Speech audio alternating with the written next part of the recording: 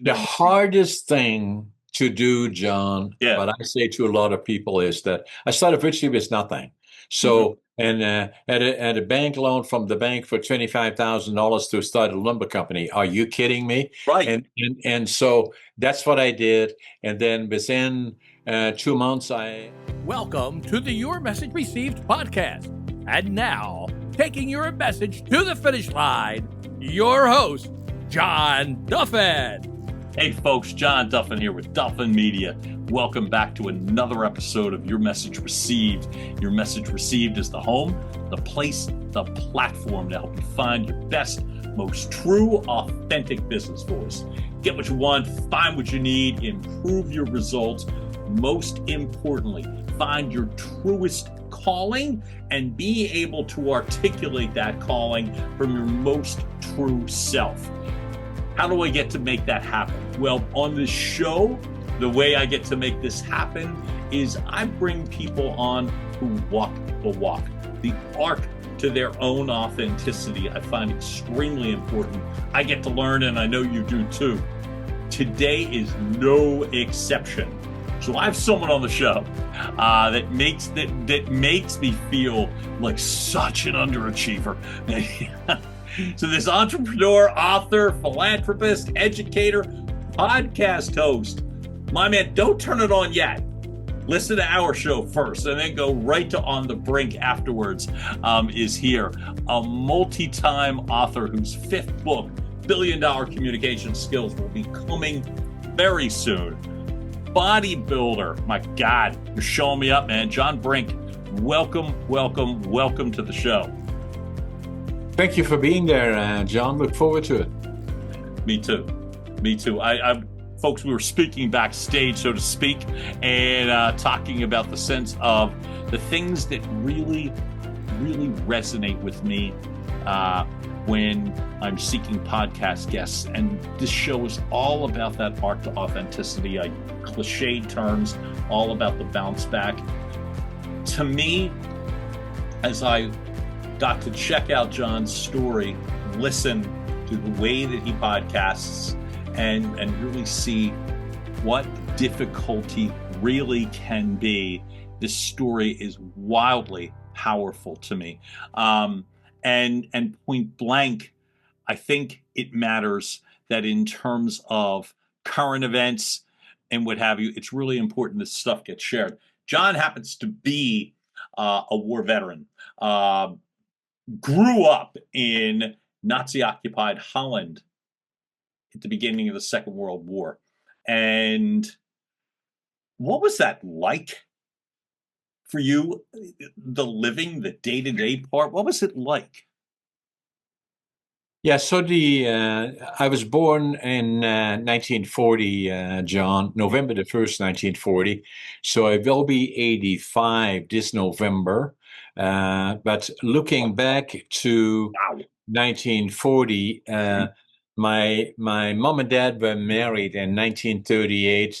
They were in love. They had a beautiful place that they were renting. My dad worked in a lumber operation, so they were happy about their jobs. They fairly quickly had two children, a boy and a girl, and then my mom was pregnant with me early 1940. And then what happened, a dictator called Adolf Hitler decided that he should have part of Poland, if not all of Poland. And then the next, he focused on Western Europe. And so my dad then was called into the Dutch army in April of 1940. And the last time they saw him was in the center of Rotterdam, just before the Germans or Hitler bombed it, because he didn't feel that they capitulated quick enough. And so he bombed the center of Rotterdam. Thousands of people died. And for 5 years, my mom would not know if he lived or died. And so from there on in, things became tough and difficult for her. And the same for the people all around her. So it was not somebody else can help you out. Everybody was in the same boat. And so the first thing that I remembered when I was about 3.5 years old, and I can still hear it even still today, hundreds of bombers overhead from the Allied forces that were bombing the infrastructure, the war infrastructure of the Germans in northeastern or northwestern Germany, where Germany touches the North Sea, places like Emden, Wilhelmshaven, Hamburg, in all of those places, Kiel, and hundreds of bombers in the air. And my mom would take us in the evening, daytime, nighttime bombing. She would take us outside on the deck behind our house. The reason that she did is not to look at the pretty planes. It was Right. an unbelievable sound. She felt safer outside than inside. And in the distance, we could see the cities burning and the sky being red in the distance. And so that was the first thing that I still remember, and the anxiety and the fear. The next thing that I remember well is that in 1944, when Hitler cut off all the food supply to Holland, and so hunger was something that we lived with. And even now, 80 years later, I can still feel the hunger and the feeling of hunger. And so, but my brother, my sister, and myself did every morning. We would go with gunny sacks into the railroad yard, pick up anything edible and burnable. And the reason we did as kids, because they wouldn't shoot us, they boot us one, but we'd be back the following morning. And so that's the part that I remember. And then the winter of 1944-45 was the coldest on record. And again, a lot of kids died, and all the people that were delicate or vulnerable died because of hunger. The next was cold, and so no heat. And we would have a little room in our house that was heated, and I can still feel the little stove, and it was really, really hot. And behind you it was very, very cold, and I can still remember that part. The next I got thing, you. That resonated to me. I want to ask you a terribly odd question, but I will, which is when you said a moment ago, and I could feel the hunger, and you did that. So, what does it feel like? it is that feeling of emptiness, and that is consistent in your body, and it's a process of hunger that leads to and you probably seen the pictures of the kids that there was not much left of them rather than bone and skin. Mhm. And a lot of them, because they were not able to find any kind of food, died because of it. So, but it is something that stays with you. The feeling of that hunger stays with you. And so the other part that always stayed with me is obviously seeing far too much that we should not have seen. And again, as we all know, the Allied forces, the United States, Canada, and the UK landed in Normandy to free Europe. And so the Canadians when they landed, and a lot of soldiers died for the cause of freedom for Europe. And we will be always thankful to them that gave the ultimate price, obviously. And so the Canadians went north in France, through Belgium, through the west side of Holland, and we lived in the extreme northeast, about 10 minutes from the German border. And do me a favor before you continue. Just that sense, I'm trying to, in my mind, we started 1945. What year is this now? This was 1944 when the Allied forces landed in Normandy. Okay. Already in 1943, they started bombing the German infrastructure. Hundreds of planes in the air, hundreds of them, and a sound that we will never hear again still is in my mind, and I will never forget. And it's amazing, even if you go back to ages of 3.5 to 4.5, 5 years old, how you remember anxiety, danger, and just the feeling of knowing there is danger, always stays with you. And so then we were liberated by the Canadian Army on April the 12th, 1945. Mm-hmm.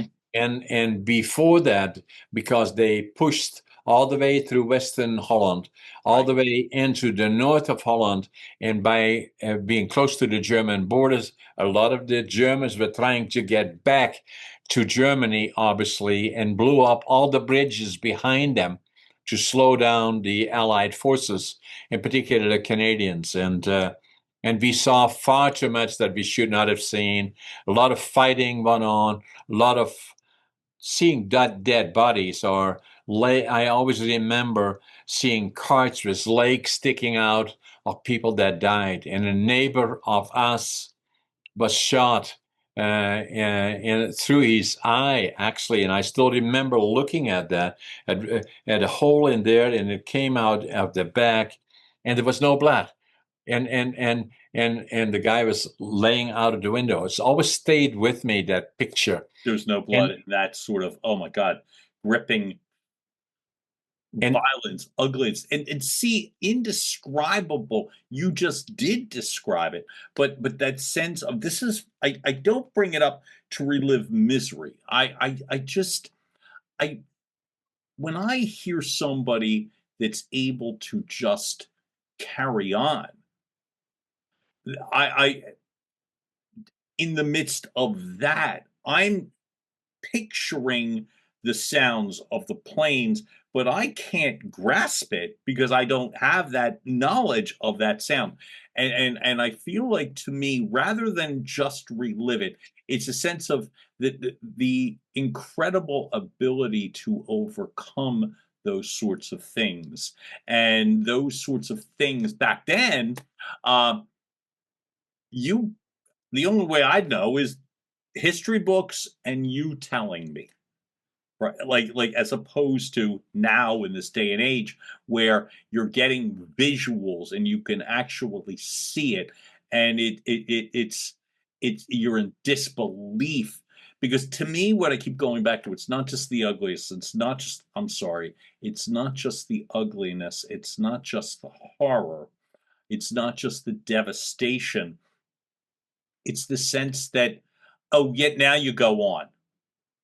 And in the beginning, I don't know how. I can't imagine how anybody goes on and rebuilds.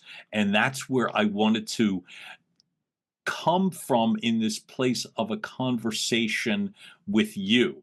If I read correctly, I wanted to make sure one of the reasons that you chose to build a life in Canada was based upon the soldiers that came in and helped. I have that right, correct? Correct, yeah. Yeah. April 12th, 1945, we were liberated by the Canadian Army. Mm-hmm. It made such an impression on me Mm-hmm. that I knew from that point forward. As I grew up, I would go to the lands of my heroes, Canada. Okay. And so that's, and it took me till I was 24 before I did. But it always left an impression on me that always stayed with me. Wow. Even still today. So in that 20, before we get to what I'll say is, like, so between 45 and 65, and then you were freed, what was life like for that 20-year stretch before you took that leap with $25 in your pocket? What was that? What was life like? Because you've got 20 years in the midst of it. What were you able to do and not do? So only later did I realize that, and still have today, PTSD was something to me that always stayed with me. It's still part of who I am. Okay. The other part, only through coincidence of going through some challenges in a relationship that I had now with my wife for the last 40 years. But, that we were seeking some counseling, and the counselor said to both of us that I like to have a discussion with John alone, because I believe that he still has issues with the war years. and in particular with the inner child. And I'd never even heard of that. And so we decided together to do that. And so for most of your guests watching us likely know that that was probably, I would say, in late 1980s, already 40 years later. Right. And, so it was the feeling of anxiety of losing the one parent that we had after seeing, even during the middle war years when I was 3.5, 4 years old, seeing people being dragged out of their houses, hauled to Germany, either in work camps or worse, to concentration camps. City that we lived in, a lot of the Jewish people did not survive it. And then a lot of the young adults in particular were dragged to Germany, work in work camps. And so there was always that fear of losing that parent. So I got counseling for that. I was already well into my 50s. Very, very, very emotional, but very, very important. So it was the inner child. How were you able to live your life? Like that, those terms are more prevalent and common now. And I'm going to say, thank God for that. That when you describe PTSD, that it's people don't flinch so much. So the sense that it wasn't spoken about, and B, when it was spoken about, people would like hide, duck, you know what I mean, hold their ears or whatever. What was the actual living with it like? So that's another part that I say usually is that, with all due respect to people that have not been exposed to war, some people think that if the war is over, everything goes back to normal. It doesn't. It may take generations in some cases. In our case, my dad did come back after 5 years, after we were liberated. And I still remember, I didn't know the guy because I never met him. But I do remember he had a helmet with him that there was a bullet hole right through the helmet that missed his brain by a fraction of an inch that he had taken with him. And so he never talked about the war. He saw far too much. When he survived Rotterdam, then went down to south of Rotterdam and spent time working in the underground there, and somehow survived it. If they would have caught him, they would have shot him. No question about that. And so when he came back, saw far too much, never talked about it, and developed, I believe, a problem that stayed with him for the rest of his life. He was very, very good business person, but he developed that closet alcohol dependency issue. In a lot of cases, it was because it was then not acceptable to speak about your emotions and other stuff that had happened around you. And right. Yeah. That's why I'm asking that in a way, one of the reasons why is that it is easier. That problem, I don't believe, has been solved. I simply acknowledge that people can speak about it much more freely. I'm a recovering alcoholic, at least I am today, So it's like, but speaking of emotions, or as you said, it just wasn't done. And so it's one of those things where you just were expected to carry on or go, have a nice day, or whatever, and then you didn't. I find it incredible to me that in spite of all of that, that you don't get like a lifetime hall pass that, oh, well, whatever. You still have to go build a life at this point. And I'm kind of stunned in the fact that I'm going to flash backwards to your ascent to Canada in 1965 and making the call with virtually no money. I'm sorry, I lied. He had $25.45 according to 47 cents. Sorry, duly noted.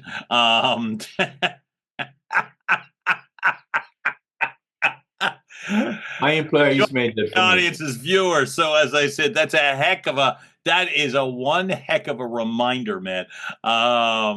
From the man with multiple companies, but it is a beautiful start. So I know what you do, but what were the choices that you made in the beginning? You get there, and obviously, you don't run from a mental disorder. You can't run from it. So, did the geography change help you? Probably one of the things in the post-war, things did not go back to the way they used to be. People tried to rebuild their lives, their relationships. Right. It took years and years and years, and in some cases it didn't. In some cases it didn't. And so for me, I accepted the things the way they were, and so the other part probably that potentially had connections, but later on found other ways that it connected. Academically, I was not a success story. I failed grade 3. And I failed grade 7 3 times. And so people said to my parents, what are you going to do with this guy? Some people suggested send him to the mentally challenged school. He said, we're not going to do that. So my dad was in lumber, and they had a friend that had a furniture factory. Right. So at 12 and a half years old, they said, let's make him a furniture maker. And so they send me to the furniture factory. And now kids can be hard on each other.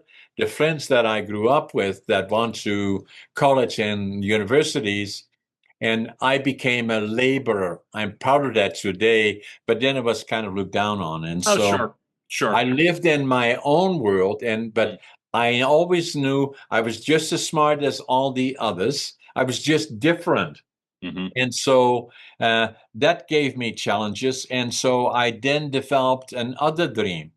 The first one is the dream to go to the land of my heroes, Canada. I tried to go when I was 17, but in Holland, they still had a draft. My parents wouldn't let me, too young. And I was drafted into the Dutch Air Force, in my case, for a little over 2 years. And then after I came back, worked in a lumber company, and then left for Canada in July of 1965 with nothing. I wanted to start from the bottom. So the other dream that I had is to build my own lumber mill. But I want to start with nothing. So I had a suitcase, 3 books, 2 sets of clothes, and very little money. Flew into Montreal and then took the train across Canada, 4 days, 5 nights. My God, that is a long way. Anyway, so 4 days, 5. Whoa. You Yeah, said it. from Montreal to Vancouver. Oh my God! Right. So I know you're a West Coast guy by Prince George, but when you just rattled off 4 days and 5 nights, I'm like, oh yeah, okay, go ahead.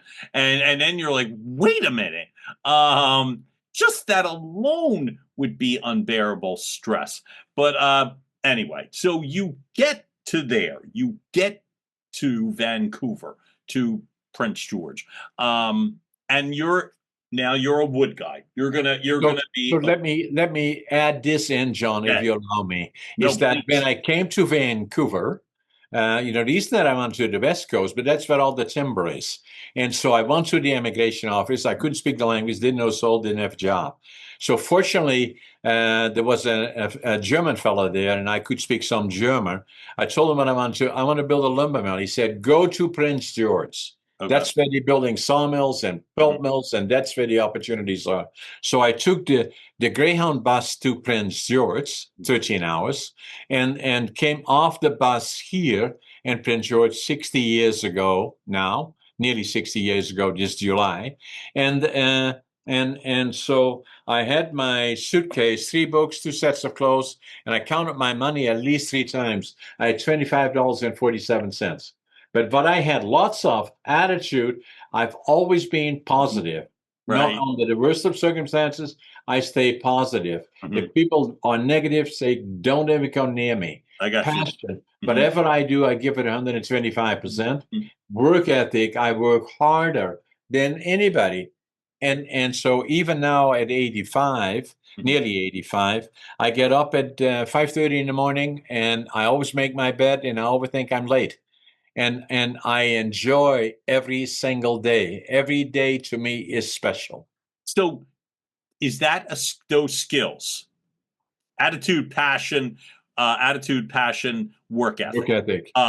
that are those skills, do you believe they were inherently in you or embedded in you, or do you believe they were there because of the circumstances that you encountered? So I had the war years, and we talked about that.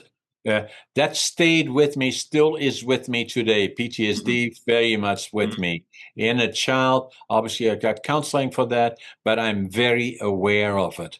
The other part about it is that even now, still, on Remembrance Day, November the 11th, I always spend a week for the last 12 years. I try to speak to 2 or 3 schools as to what is the importance of 2 minutes of silence. Why are we doing that? What does it mean? And I have amazing receptions that I get there, but I feel I have an obligation for all the reasons that you mentioned earlier to share my experience of it and why it is so important to be special living here in this beautiful, beautiful country and in North America. And a lot of times I do a lot of business in the United States as well as in Canada, and I fly around commercially. And I always sit by the window and look outside and say, it's paradise.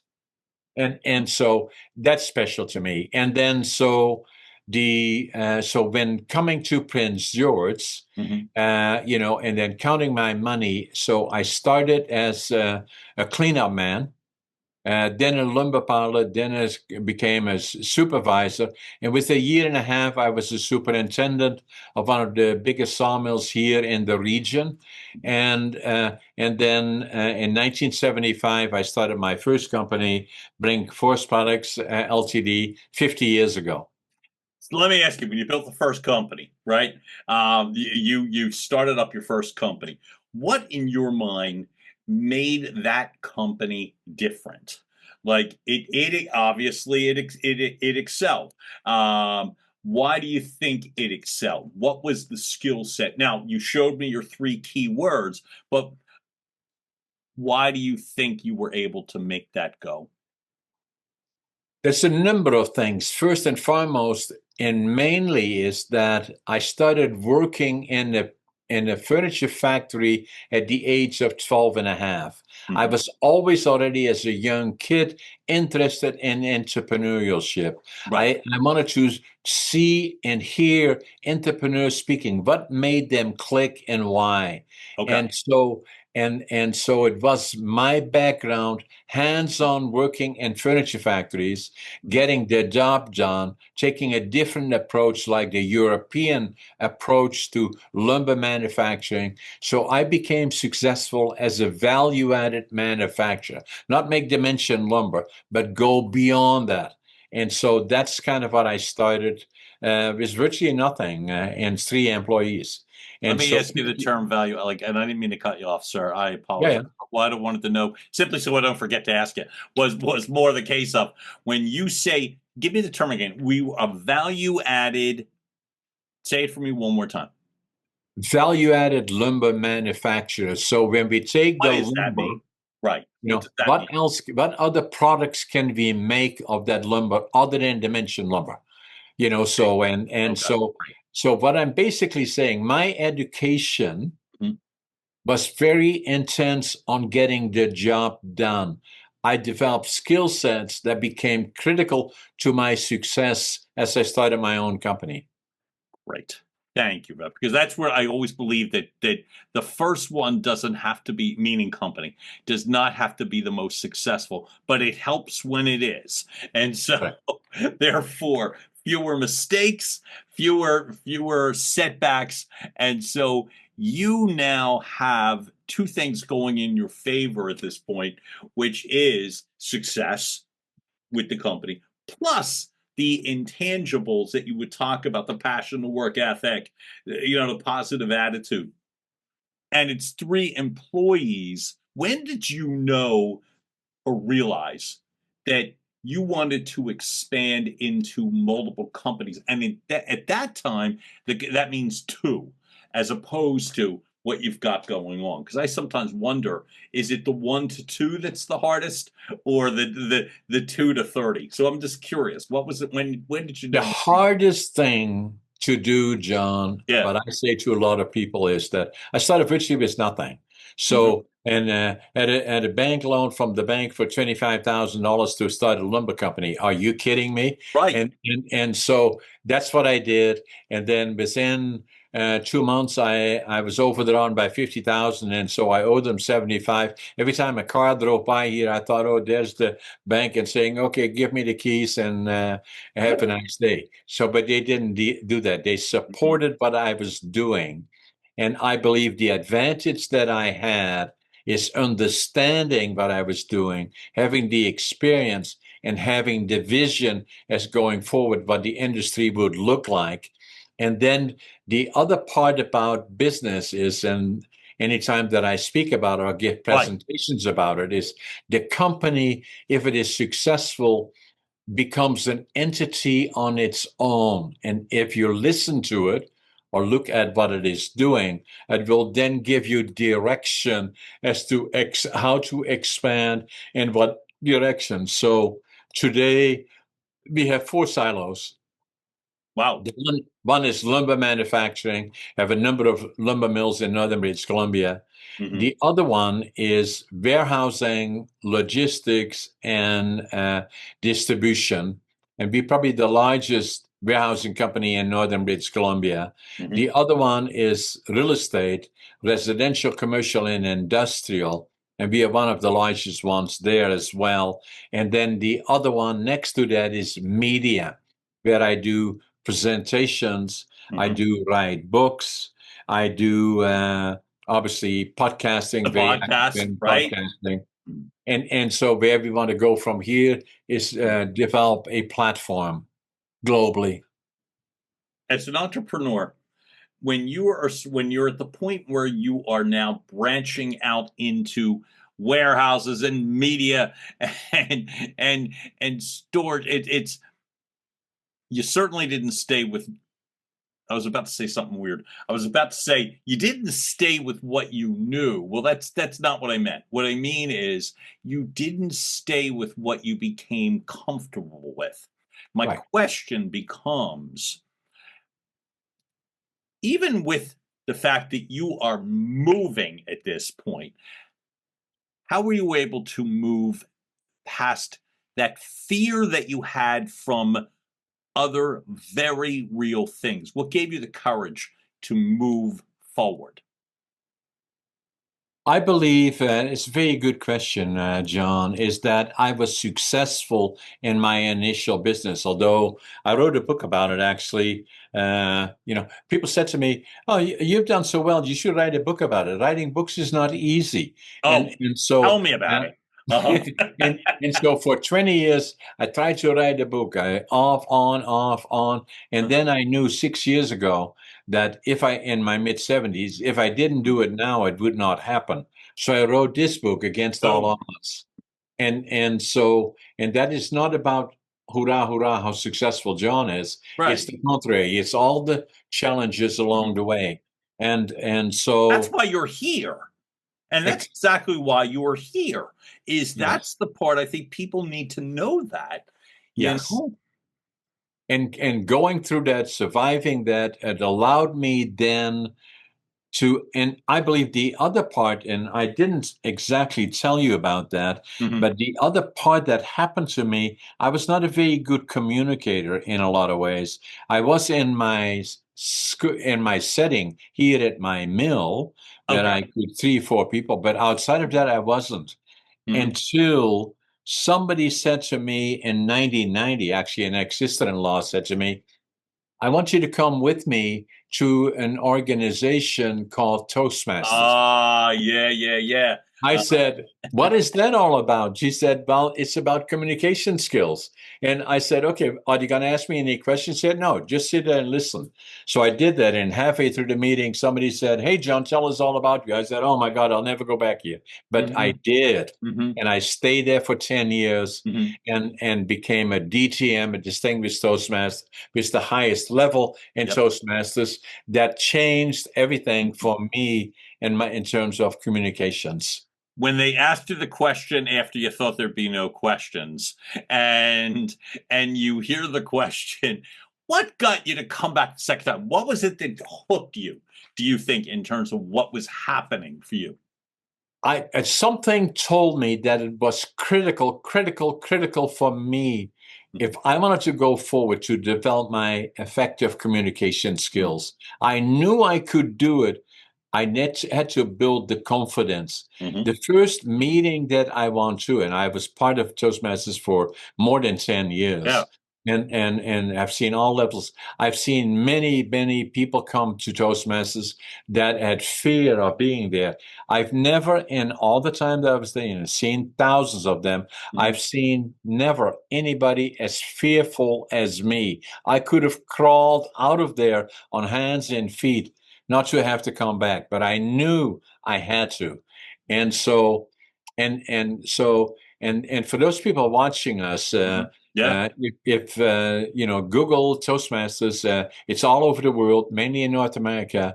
There's probably 10 million people that have been doing parts of Toastmasters, whatever they need or require. In my case, I stayed all the way and became a Distinguished Toastmaster. And of the 10 million, there's probably less than 1 or 2% of them that are DTMs. But for me, it changed my life. The other part that changed my life is that happened to me in 1997, January 1997.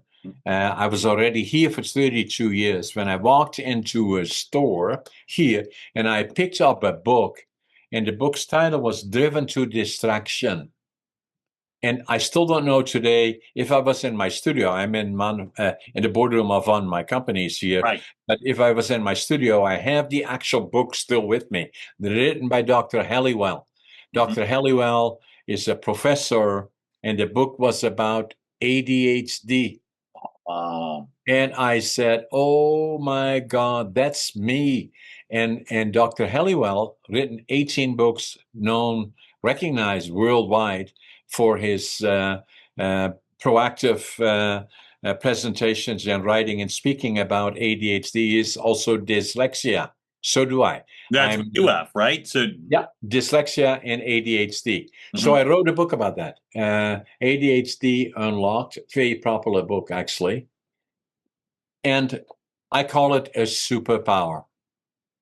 And why would you call it a superpower? Pardon? Why? I'm so sorry. Why would you call it a superpower? So the more I got to know about it, ADHD, right, the more the benefits, distraction, and hypertension, all of those things to me were more of an asset.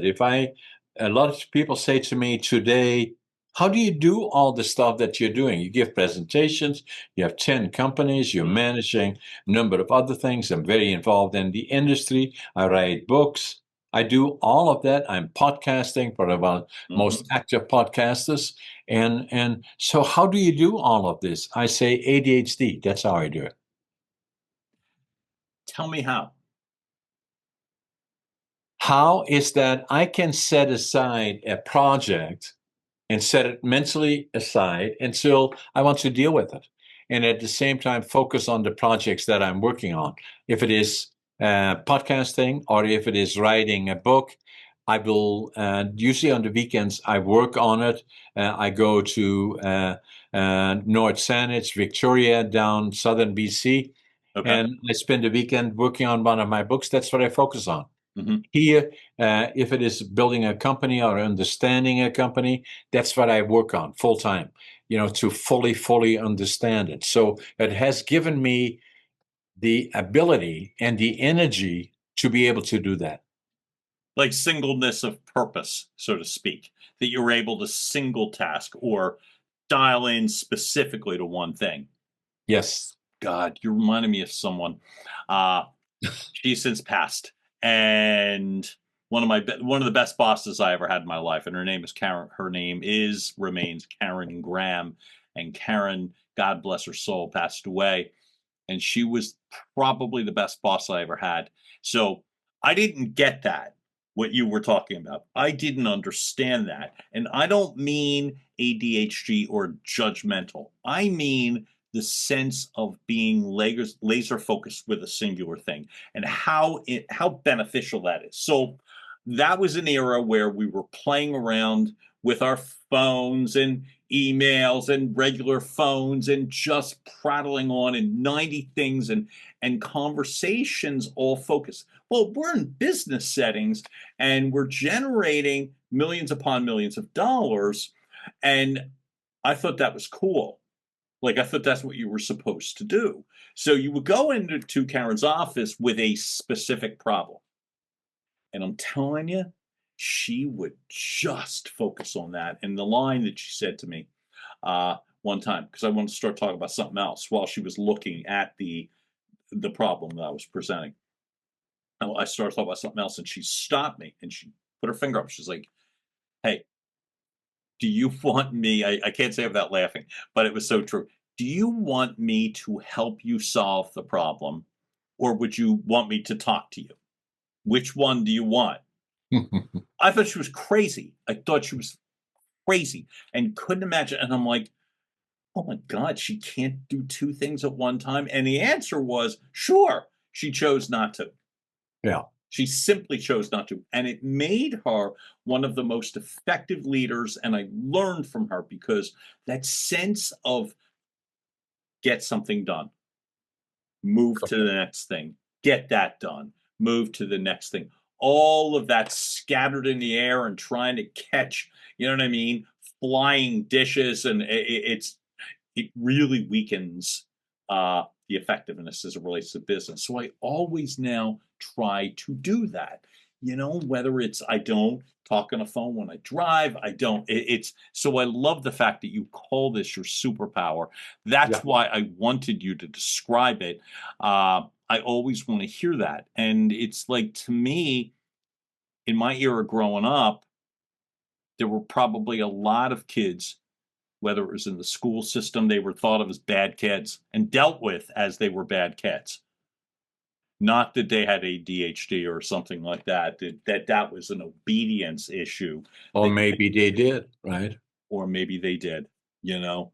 And So so the other part about it, John, is that even in grade 3, I was very good at numbers. And I was a very good writer. In the same in grade 7, I was very, very good in numbers, and a very good writer. But I was not good at sitting in that kind of a structure of learning. For all intents and purposes, if I was sitting in a classroom for 4 hours and you would ask me, what did they talk about? I wouldn't have a clue.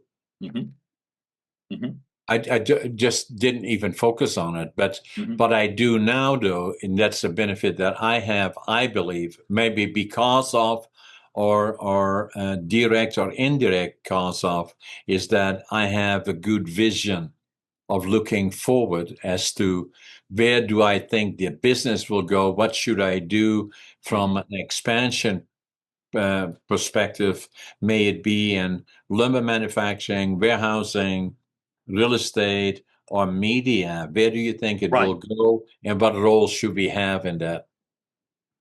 I think it's critical. I want to now veer a little bit toward the sense of helping others, which you obviously do, whether it's from the media dynamic, whether it is from the speaking dynamic, or how many people would you say currently, with your multitude of businesses, do you directly impact? I'm not counting the 850,000 YouTube subscribers. I get that. But what I mean is... It's 9,900,000. 900, not one No, 990. I'm just being funny, but it is, yes. But there you go. We'll see. This is why hey, listen, I'll have to holler at my research person that was getting me the data, who's me. But I will say that the people in your business sphere, I always say that word wrong, in your business sphere, how many people now are you impacting? A lot of them, so the forest industry is in crisis. It's in difficulty here, not only here, but also in the United States, but here.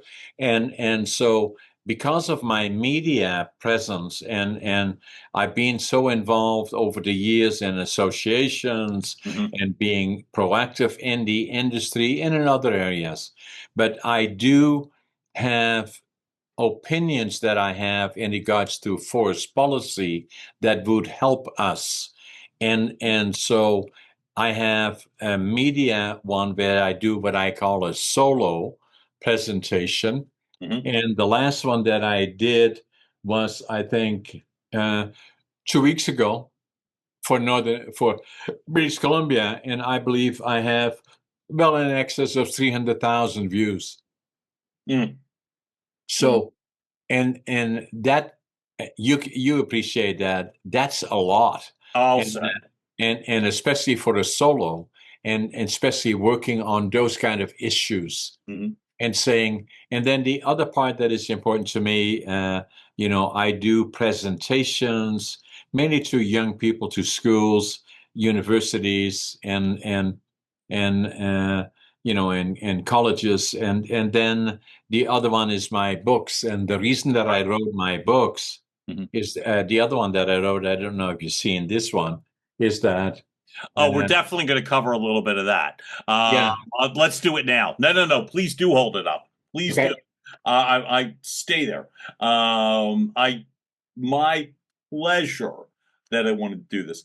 First off, no offense, you're hot. You're a hot photo, man. 85 years old. Oh, I know. It's even more impressive because what I wanted to know, especially about the bodybuilding part, not just the cycle riding part, not just the hot photos part, is this. Are you able to, like, with adding layers, right? And through that singleness of purpose that you've talked about, and then you're adding additional layers. Do you find that sort of blunt force, the physical, the bodybuilding, that sort of aggressive training, do you find that clears your mind? Does it help you professionally? There's no question about that. Cardio is important, but then weight training is very important as well. And so the reason I did not start doing this for the purpose of becoming the oldest competitive bodybuilder in North America, I started it 16 years ago because I had a case of diverticulitis where it breached my colon, and they had to cut a piece out of my colon, 20 centimeters. And the doc said to me the following morning, "You came this close." And so my wife is vegetarian, and I didn't do as well. I was not abusive in terms of the food that I ate, but I was not as careful as I could have been. But then I said, okay, I have to do this. And so at 68 years old, I started to look very, very closely at diet. In fact, I now do all the shopping for my wife. If I go to a grocery store, I only shop on the outside. Oh, the outside aisles. Right? I don't go to the aisles. I don't want processed fruit, processed. If you can't read it, I don't want it. And so the other part that I did then, John, is that I went to the gym, but I go with a trainer because I need, most of my life is meetings. Once I have an obligation, I go. And that started 16 years ago. And I did it for about 6 years. And then somebody came up to us and said, "Hey, John, have you ever thought about competing?" I said, "Me? Yeah." I said, "Well, why not?" So I did that. And then subsequently, I became a bodybuilder and did very well in northern British Columbia, then nationally, I qualified and qualified me for the Arnolds. And so, and then COVID came. And so today I look like this. And I'm still training for when I'm 86 and to go back to the Arnolds in 2026. I think that's spectacular. So knowing that of all of the jockeying that you get to do, not to mention, as you said, you still have a family, you still live a life with a family, with the pets, with what you're doing the shopping. You obviously you have found a way to navigate having enough time. Dumb question, but I'll ask it. Do you sleep? I do sleep because I believe sleep is very, very important. And so to me, what is important is vitamin D, get lots of sunshine or supplements, Right. sleep 7 to 9 hours a night is very, very important. Then be very careful about diet. Stay away from processed food in particular and go as much organic as you can. And then the other one, get exercise, but also include in that strength training. And those all combined will likely keep you fit and healthy. And also able to jockey and successfully jockey multiple things. So Exactly. with the conversation, chances are good with your following, you're not running into that many people anymore that are like, who's John Brink or who's that? But let's pretend that there are, like, listening to the show, oh, I don't know. Or maybe they're in the States and they don't know Canada. By the way, I want to ask you one thing prior, which is this. And I don't mean political. I mean with current circumstances right now between the two countries, the one I happen to live in, the United States, and Canada, with the environmental issues. Are there any things that you think about that could help? You said there are problems right now with my first business in my country and in yours too. Away from the vote for so-and-so or don't vote for so-and-so, do you think there's things in your mind that could help reconcile business relationships first? Are there things that you think should or could be done? It's all connected, John. And let me bring you back to the Second World War. Sure. It's when they liberated us and made such an immense impact on me. Mhm. The Allied forces, the United States, Canada, and the UK together liberated Holland and Western Europe and the rest of Europe.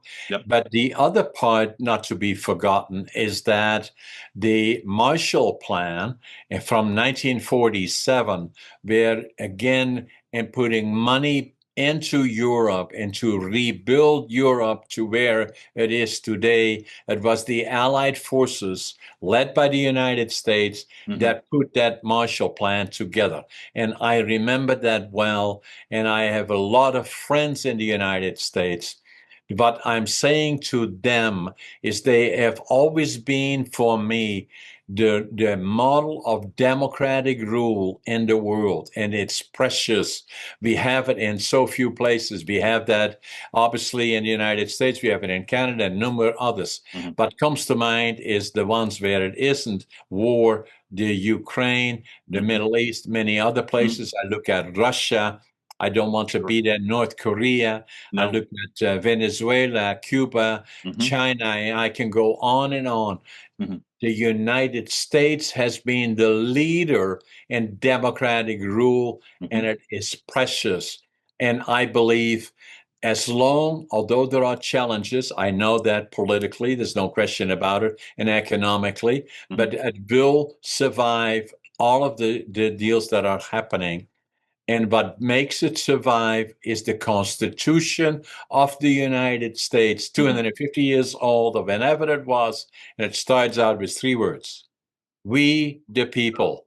And that's the foundation. And I believe on that basis, the United States will and will remain to be the leader of democratic rule. It may have a few ups and downs along the way, but in the medium to longer term, it will get back to the same, that it will be leading the world and become an example for all of us. So in Canada, the United States, Mexico, I believe, are so precious. And a lot of times when I fly around, as I said in the opening, I do a lot of business in the United States. I fly around a lot. And every time I look out of the windows and I say, it's paradise. It is paradise. I needed to hear that. I'm very grateful when I hear someone from that matters to me.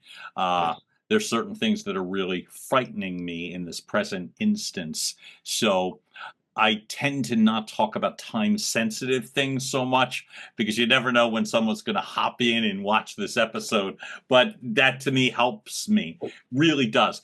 On a business side, I want to ask, like, from a crystal ball perspective. So we've covered a lot of ground. I'm really grateful for the fact that you're so easily able to navigate all of that.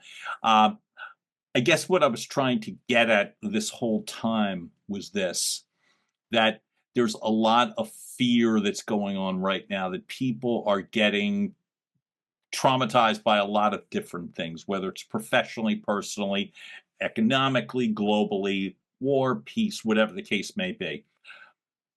For those that are looking to get started, so to speak, right, that it's like, I'm thinking about that singleness of purpose, where, say you got knocked out of a job, say you got like something that's not nothing, right? You got knocked out of a job. You're a certain age, you're 60 plus, if you're me, right? And you're looking to rally, rebound. You've done so many different things, but when you identified the fact that you're able to focus on one thing at a time, what would you say from a professional side, somebody getting knocked about, how could they rally? What would be like one or two things that they could do to, in essence, dust off and restart? I say, for me, is who am I is important. And for anybody. And then the other one is you can is important. And I'm writing a book about that. Actually, my sixth one is about that issue. And then the other one is my foundation that I always use is attitude, avoid the negative, stay positive, a passion, whatever you do, give it 125%, and then work ethic. And what will follow is success. And I believe that will always be the foundation. John, you made this like a joy for me, and we covered some pretty heavy things. And to me, that your ability to craft a really powerful story, I'm really grateful that you shared a piece of it with me today. Thanks so much for showing up, first of all. I'm honored that you spoke with me. Thanks, John. I really appreciate it. I really enjoyed the conversation. Thank you, sir. And I want to, like, the best way to find you. So obviously, I get a cheat sheet, folks. I'm lucky because if you're not a member of Podmatch, maybe you should be. But as I said, so I get this cheat sheet so I can go right to John Brink's webpage, website, where the link will be there. So nobody's going to have to guess or wonder how to find you. But where to you is the best place they should find you? It is John, John, as in Aaron or Adam, Brink, BRINK.com. And that will show all the things that we are doing. Oh my God! So that was just fun for me doing the digging before, and I'm laughing because if your subscribership is jumping by 130,000 since your last update, you're moving. But that link will be there, folks, to make it easy, because between the books, the speeches, the ability as a business leader, John as a host and a guest, it's an extraordinary story to follow. Last question for the moment, which is this. How do you think the Oilers are going to do in the Stanley Cup Finals? And I think Florida had it the last time. Edmonton is going to take it.